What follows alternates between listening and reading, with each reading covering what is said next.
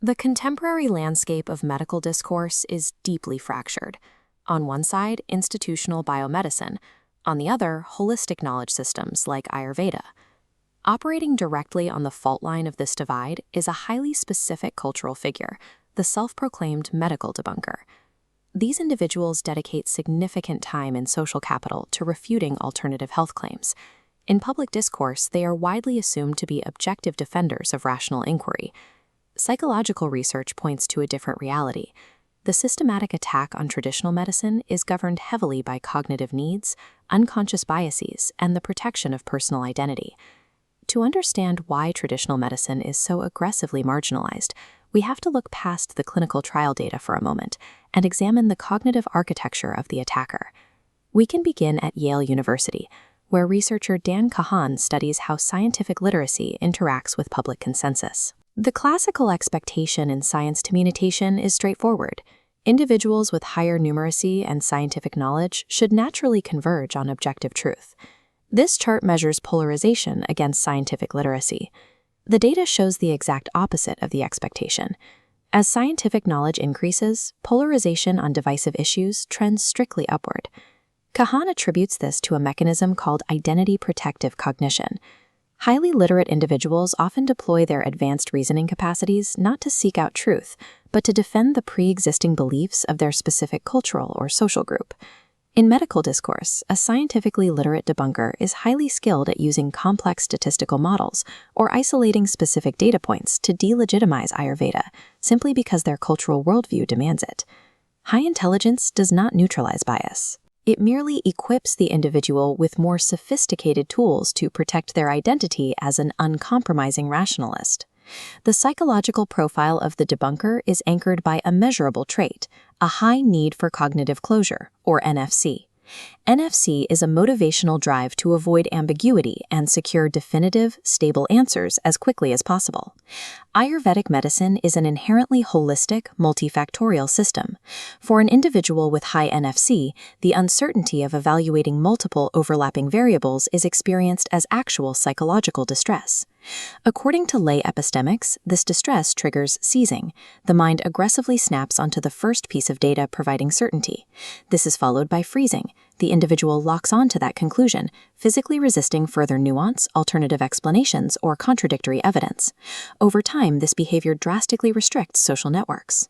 Debunkers seek out similar minds, creating rigid echo chambers where their rhetoric is endlessly reinforced and opposing views are framed as deviant. The original need for closure scale outlines specific facets of this mindset, primarily a strict preference for order and predictability. This manifests as high ambiguity intolerance. If a clinical outcome in Ayurveda cannot be immediately explained by a linear biological pathway, the high NFC mind categorically labels it as pseudoscientific jargon. Dismissing an entire medical tradition is rarely an act of scientific rigor. It is a psychological coping mechanism to eliminate the discomfort of uncertainty. When this psychology translates into argument, it creates a clash of epistemologies, a disagreement on the very nature of how knowledge is acquired and validated. Modern biomedicine relies on a reductive epistemology. It analyzes an organism by breaking it down into discrete components, like specific molecules or cells. Ayurvedic epistemology is entirely different. It is experiential and observational, focusing on the dynamic relationship between interconnected bodily systems. Debunkers routinely utilize the biomedical model as a straw man fallacy.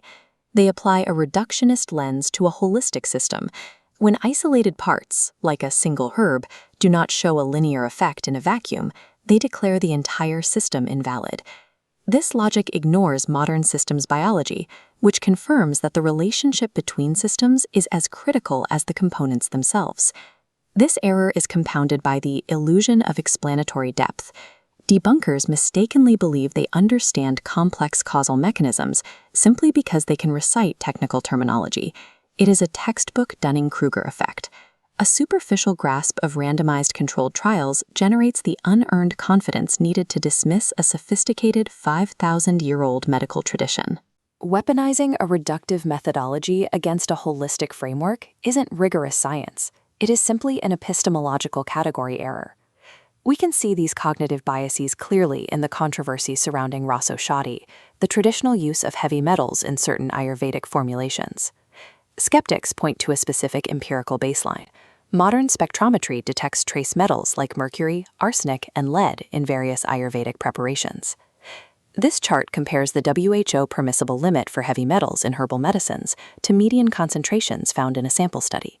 Notice the significant discrepancy for mercury. Faced with this data, the debunkers' cognitive freezing takes over. They immediately conclude that Ayurveda is intrinsically toxic and dangerous. What follows is a severe case of knowledge neglect. The debunker absolutely refuses to investigate the traditional Ayurvedic chemistry frameworks that dictate how these minerals are actually used. They ignore the documented traditional safeguards, specifically the processes of shodhana, purification, and marana, calcination. These precise metallurgical processes are designed to transform raw, toxic minerals into basmas, highly biocompatible, non-toxic nanoparticles intended for specific dose-dependent clinical use. When actual scientific reviews investigate claims of toxicity, they consistently trace the adverse effects back to improperly prepared formulations or cheap, adulterated commercial products, not the medical system itself. By ignoring the nuances of traditional pharmacology and bioavailability, debunkers prioritize a comforting narrative of fraud over factual accuracy. The rigid imposition of this bias results in a systemic harm known as epistemic injustice. This occurs when a person is wronged specifically in their capacity as a knower. In healthcare, this manifests as testimonial injustice. The clinical observations of an Ayurvedic physician are instantly dismissed as anecdotal, simply because the speaker holds the identity of a traditional practitioner. It also creates a second harm, hermeneutical injustice. Because concepts like dosha or prakriti lack direct translations into Western molecular biology, they are marginalized. The lived experiences of millions of patients are erased from formal medical records. To enforce this hierarchy, debunkers often employ specific rhetorical pathologies. This includes attacking practitioner character through the ad hominem or misrepresenting complex principles with the straw man. Philosophers have noted that in extreme cases, this can lead to what they call the joy of the hammer, where the debunker uses aggressive language to assert group dominance. This diagram illustrates why this hostility fails operationally. Aggressive debunking triggers the worldview backfire effect. Threatening a core belief causes cognitive dissonance, which strengthens the belief you're trying to destroy. Also, the familiarity backfire effect. Repeating a myth to attack it increases processing fluency, making the audience remember the falsehood as fact. Hostile, identity-protective debunking does not cure misinformation. It alienates patients, entrenches polarization, and serves primarily to stroke the ego of the critic. Productive medical discourse requires shifting away from combative debunking toward responsible, epistemologically sensitive health communication. In India, this shift centers around the constitutional duty to develop a scientific temper. In the modern era, some rationalist groups have narrowed this concept, insisting that only a Western-style laboratory trial constitutes valid evidence.